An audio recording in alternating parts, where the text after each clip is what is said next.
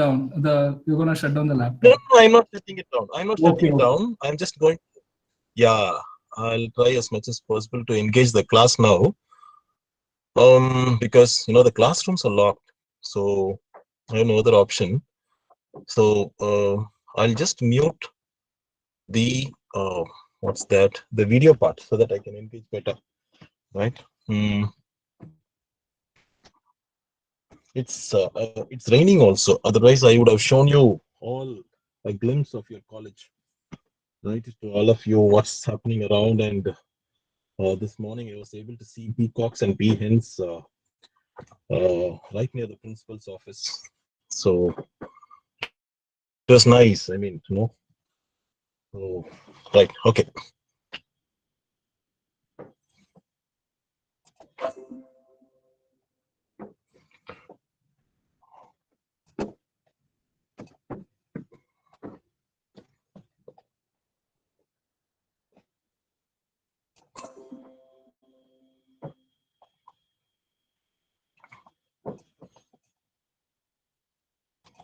Right. So today we'll have the first lecture as part of our Elizabethan Age class. I'll just give you some snippets. I have just 5 points, for five PPTs today. So slides today. The first one is the 7 points that you should know about the Elizabethan Age in general. Right. Just the 7 points that you need to know. These 7 points I have given them here in a nutshell. If you know these 7 points, I think you'll have an overview of what the Elizabethan Age is all about. So I just wanted to give you an overview, just have a quick glimpse of that before we go into the Elizabethan Age in an in-depth way, right? So these 7 points, the culmination of the Renaissance in England. The Elizabethan Age is called the culmination of the Renaissance in England. This is the first and most important point, right? And the second one is a great wave of English nationalism was sweeping across the length and breadth of England. A great wave. See, these are points that you don't find on the internet, anywhere on the internet, right? These are points that I've taken from one wonderful book, or rather two, yes. Right, one is Legui and Kazamian. Right, it's an amazing book. I've given acknowledged that towards the end of the PPTs, right? So you can screenshot them or make a note of them. Something original that you don't necessarily find on the World Wide Web. I'm trying to give you, right? So a great wave of English nationalism. See the beautiful words here, phrases here. And the third one is, for the first time, England gave birth to a truly national literature. So one follows the other in beautiful sequence. You should remember this also. The fourth point is much right engaging. I loved it. Thought was liberated and broadened. Thought was liberated. Till then, thoughts, ideas were all restricted to only one elite section of society, the privileged class, the aristocratic class, or the theocratic, in the sense, the the religious order. Only they had thought, right? And ideas were only restricted to them. But after the Renaissance, or thanks to the Renaissance, thought was liberated and broadened in the sense it tried to rope in everyone else, right? It tried to be more inclusive. The next one is equally important: rebellion against spiritual authority. And this is very important to understanding the growth of the Renaissance also, because a Renaissance questioning spirit, we call it, right? For the first time, there was a rebellion against the spiritual order and spiritual authority also. And the sixth one, I love this point: humans. It was sexist in the original. It said men look to the new wonder, but I have, uh, removed the sexist slant there. So I've, replaced it with humans. Humans looked with a new wonder at the heavens and the earth. So, that's also another point that you should remember: a new wonder at the heavens and the earth. The last one is superior beauty was perceived in the literature of classical antiquity. For the first time, they all looked up to the literatures of classical antiquity, in the sense Greek and Latin. And we also know that how Shakespeare and a whole lot of these Elizabethan playwrights, writers, they were all influenced by this beauty or the superior beauty in the literature of classical antiquity. So quickly giving you the 7 points once again, just have them in mind. The culmination of the Renaissance in England, the Elizabethan Age, right? These are just PPTs, power points. So no Sir, long sentences, right? Yeah, yeah, Hannah yeah. is Can you hear me? standing near your car. Can Oh, you okay. Ah, get me ah. her? And uh, Hannah is standing near my car. Okay, what do I do? I can't, ask her to. The Hannah is not standing near my car. I can't see her anywhere. Is it you? No, no, no. Some student is walking near me. I don't know if it's her. No, no, Sarah. I can't see anyone here around. sir, she too is Uh, standing near your car, sir. I don't know where she is. Hannah, okay. Right, right. Hannah, right? Is it Hannah? Hannah. So, are you planning to listen to the class on the online mode? Your net is not proper. Okay, you can hop in at the back. Right, please. Yeah, yeah, yeah. See, look at how teaching operates. Good, very good. I'm so happy. Yeah, you can hop in, Hannah. Welcome. Be careful. Right. You're most welcome. Were you able to manage to come all the way here safely? I was in hall, sir, so there was full of Oh, right. Good. So I'll keep it this way also so that you can also see it. Right. Good. Class, we have Hannah, your classmate, with me here. Say hi to her if you want. Right. So uh, these 7 points you should remember. Right. The culmination of the Renaissance in England, and a great wave of English nationalism then gave birth to a truly national literature. That's the third point, right? And the fourth one is thought was liberated and broadened. I told you how thought was monopolized by one section of society in the past, right? Till then. But now from then on, thought was liberated and broadened in the sense it became more inclusive. Then the next point is rebellion against spiritual authority. Rebellion against spiritual authority, right? They started questioning some of the precepts of religion. I told you, no, if you see the three phases, from the black thread of magic to the red thread of religion to the white thread of science. That's how it evolves. So religion was considered a red thread, and science was considered a white thread. So for the first time, when the Royal Society of Science was also founded, very shortly from then on, right? So rebellion against spiritual authority. Then the next point is we discussed humans look. This is a beautiful point I love a lot. I told you humans looked with a new wonder at the heavens and the earth. Why? Astronomical, discoveries. Then and the earth also, right? A whole lot of new inventions were happening, and so this new wonder was there in humans, right? The last one is superior beauty was perceived in the literature of classical antiquity, right? I'll go to the next point. This is, right, the causes of the Renaissance. What are the causes of the Renaissance? Um, See the first phrase there, it is called efflorescence of humanism, right? What is efflorescence? A beautiful, right, rejuvenation of humanism. And please remember this. Um, excuse me. Right. Efflorescence of humanism means, right, an abundance of humanism. Please remember, humanism was always in contradiction with religion. You should remember this very, very well and have it in mind. Humanism believe that you should give priority to humans, because religion can sometimes possibly, right, give you a biased view of humanity, right? So humanism, it doesn't, look at it that way. It gives you a broader perspective of loving everyone. So, a fluorescence of humanism for the first time. And please remember, humanism was one of the major causes of the Renaissance. That's why I've given it as the first point. And the second one is new learning. What is new learning, right?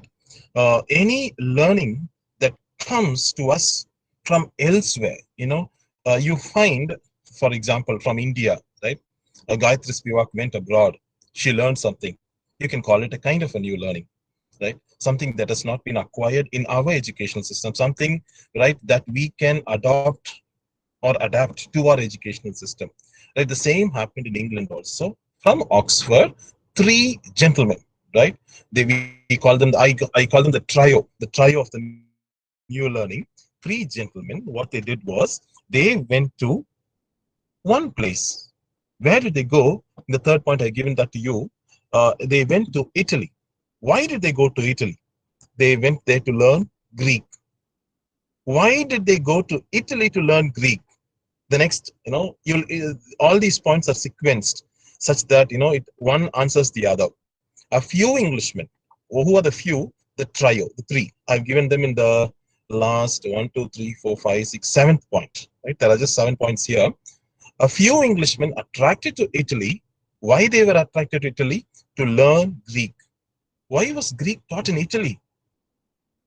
And especially in these 5 places: Florence, Bologna, Padua, Venice, and Rome. Why was it taught in Italy? Because Greek knowledge, the 5th point, right? Greek knowledge was carried into Italy by refugees. Who were the refugees? Now, this question you should be able to answer better, right? Because you know the history. The fall of Constantinople to the Turks made their own people refugees, and so they had to run away with what little classical treasures of knowledge that they could have with them, because libraries were ransacked, destroyed, plundered, ravaged, and burnt. Where? In Constantinople, after it fell to the Ottoman Turks.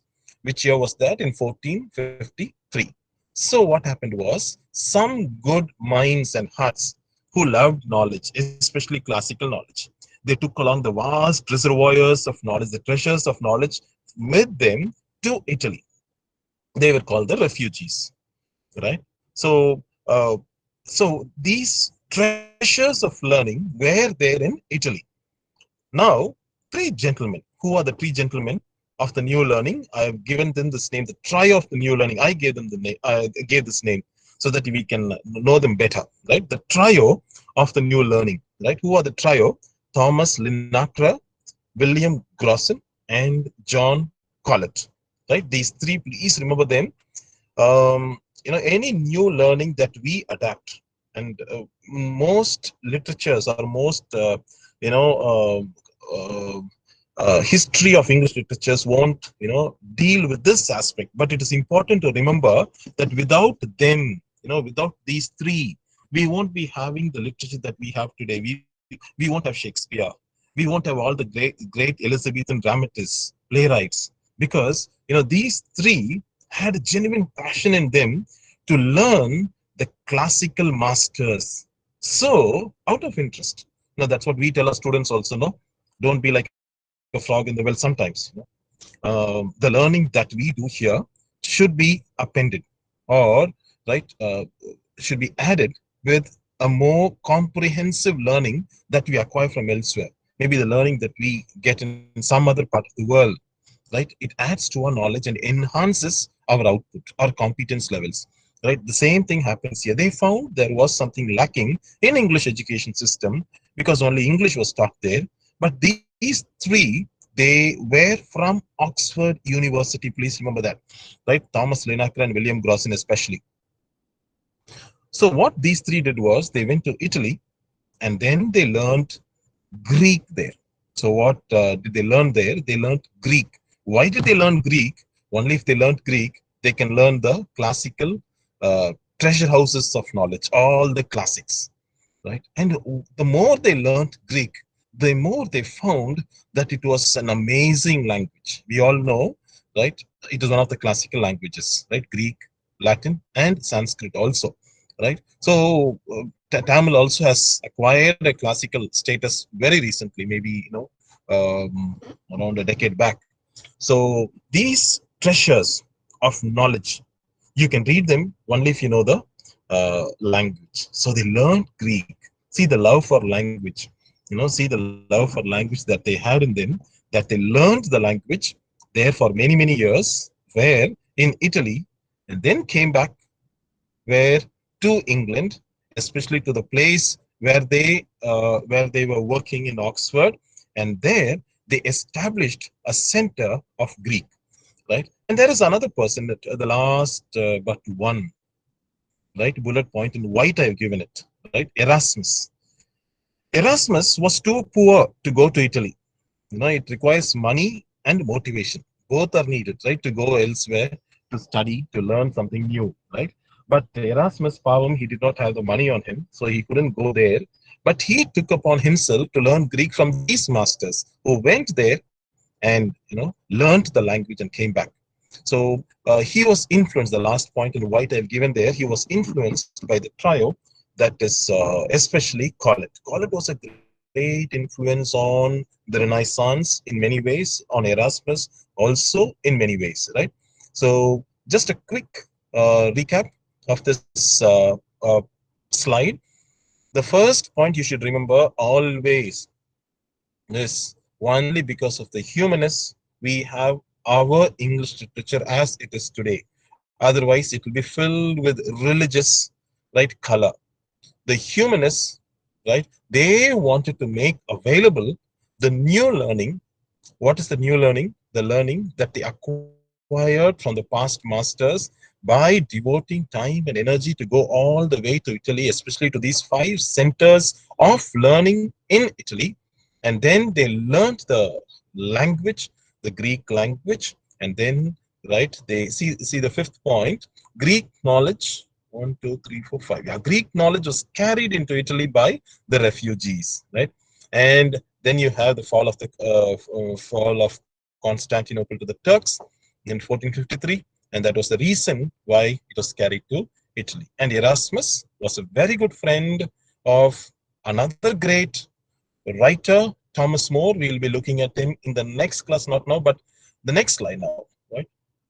So these are the trio of the new learning. Please remember, without these trio of the new learning, you don't have English literature. Again, I'm repeating it because you should know how our literature, as we find it today, came to us, right?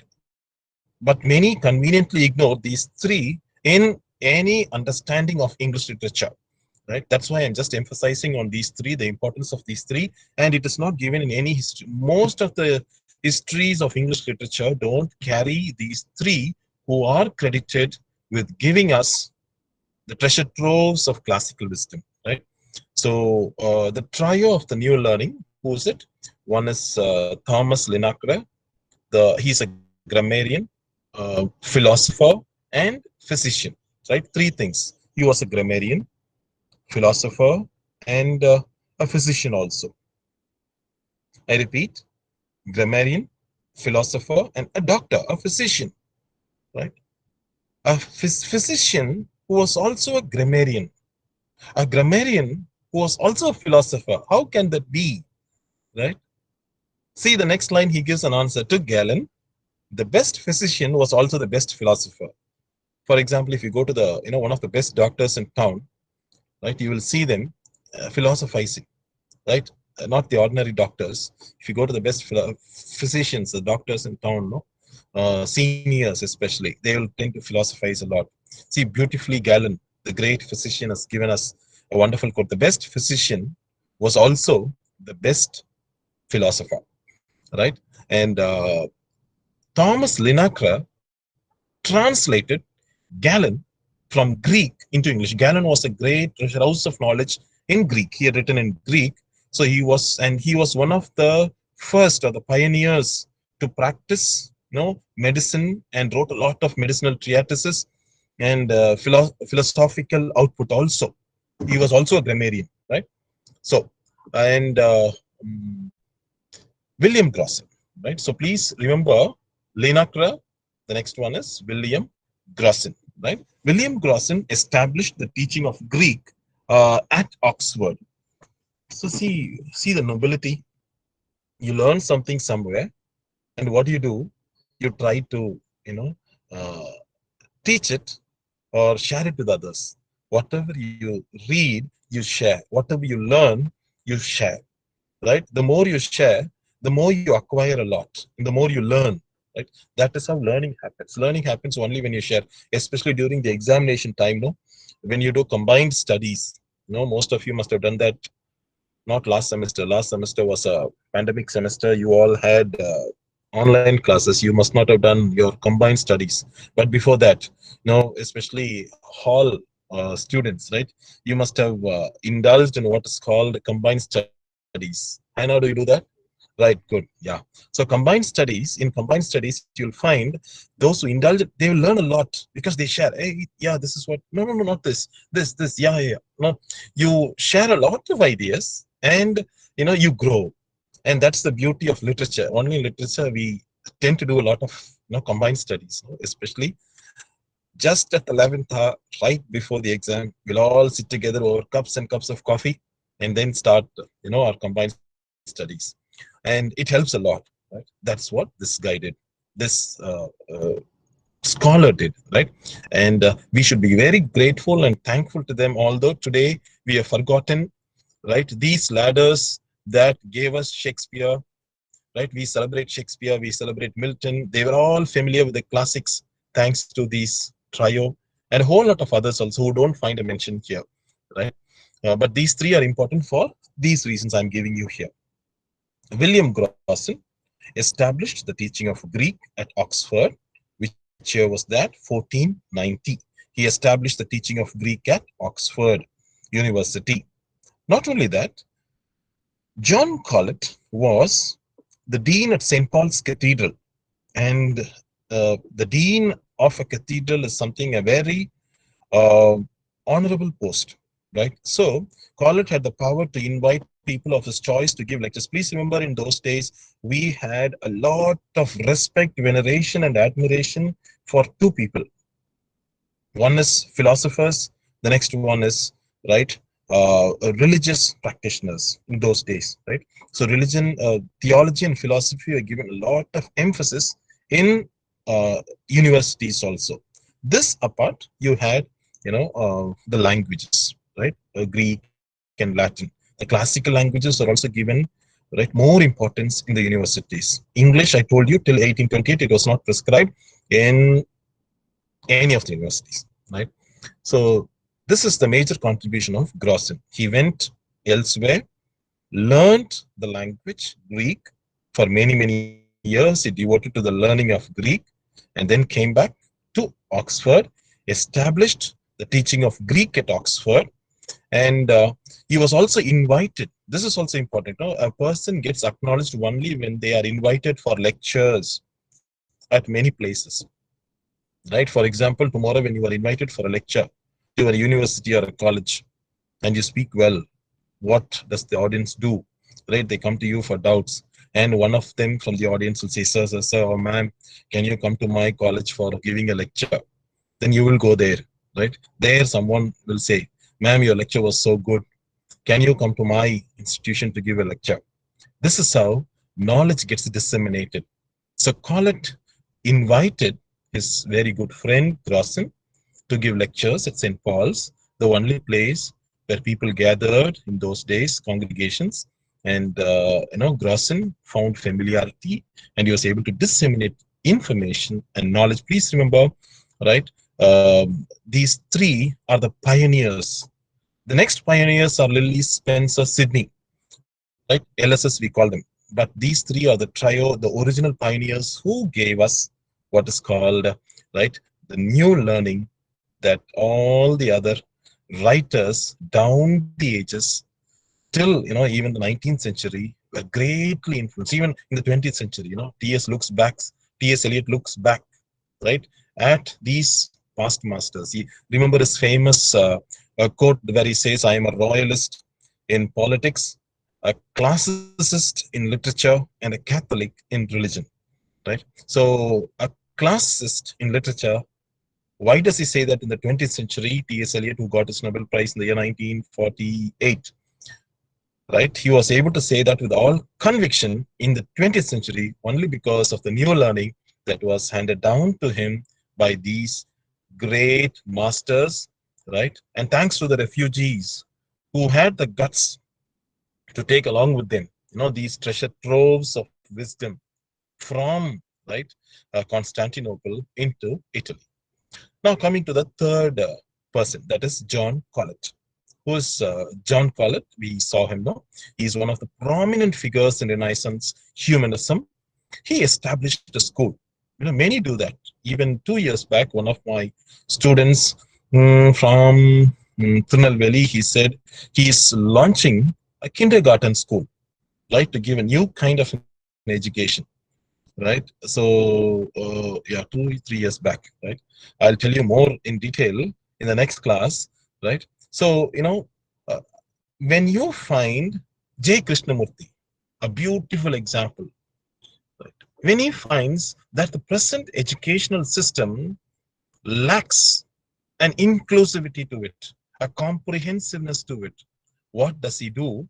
He tries to give us a new kind of an education based on his travels, based on his understanding of the world, of the environment, an inclusive, comprehensive education.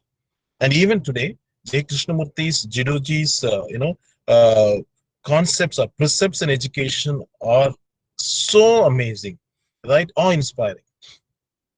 So that's what you also do, right? If you find, right, something lacking in the present educational system, in colleges or in schools, what do? You don't just, there are two options. One is you become passive and just walk away. Or the second one is you do something about it, right? You can write about it. Like Stephen Leacock says, on the need for a quiet college. That's a wonderful essay that I've so loved, on the need for a quiet college. He says, professors, teachers should devote a lot of time to research, he says, right? His concept of education, J. Krishnamurti's concept of education, John Dewey's concept of education, Bertrand Russell's concept of education. You'll find they all have their own concepts and precepts of education that they impart to their society. The same thing out of nobility, right? JohnCollett does. He established St. Paul's School in the year 1509.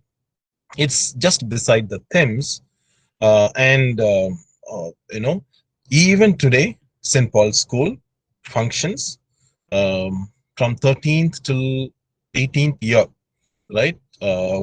Boys can study there, and it is one of the, if you can key in St. Paul's School, their website, you will find they are one of the best institutions till date, right? In everything, right, concerning education, they are the best, institution till date in many things, right? That is St. Paul's School. And who established it? Please remember, it is JohnCollett, right? And Collett is part of the trio of the new learning. And it was Collett who emphasized that secondary school teaching should be based on Greek and Latin. Now you understand, right, the importance of, right, the vernacular in language education, right? Vernacular and one more language we do know, right? It could be any other language that we do. School teaching should be based on Greek and Latin. Why?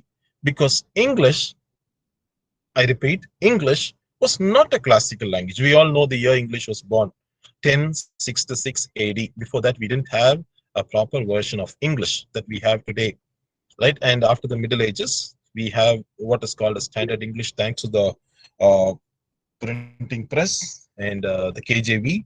We have a standardized version of English today.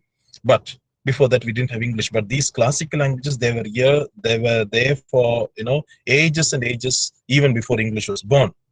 That is why they say, and pure English words, I repeat, pure English words are just around 20 words in number.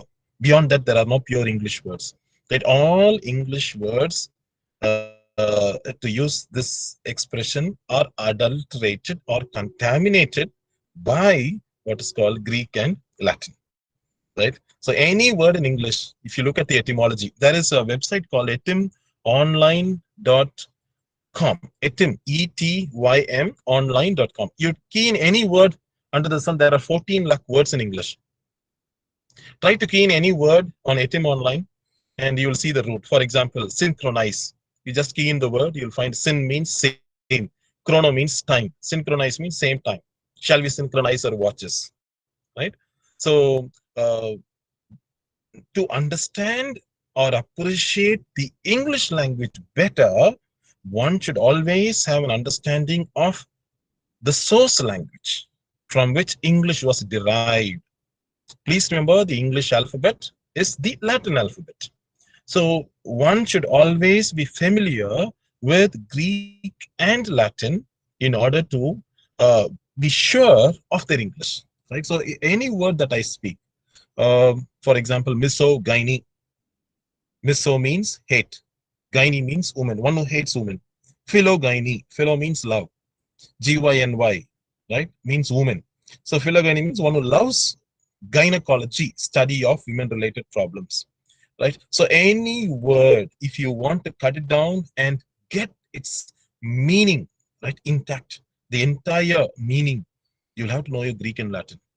This was told to us by JohnCollett. He realized the importance of Greek and Latin, and that's why he emphasized that secondary school teaching should be based on Greek and Latin. Now you understand how Greek and Latin influence has come down to us even today. There is a book called Word Stories and Their Romantic Origins. Right, this is a beautiful book. I think I must have told you about this book in the past, but this book is very interesting because of many reasons. It gives you some the origins.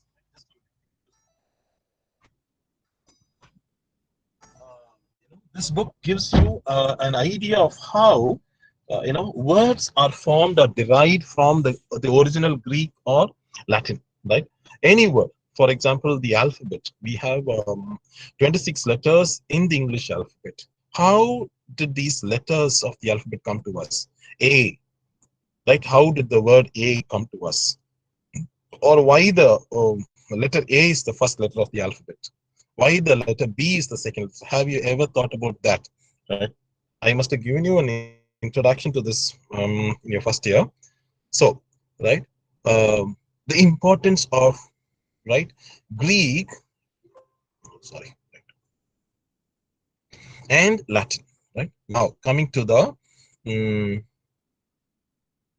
one more, one more there.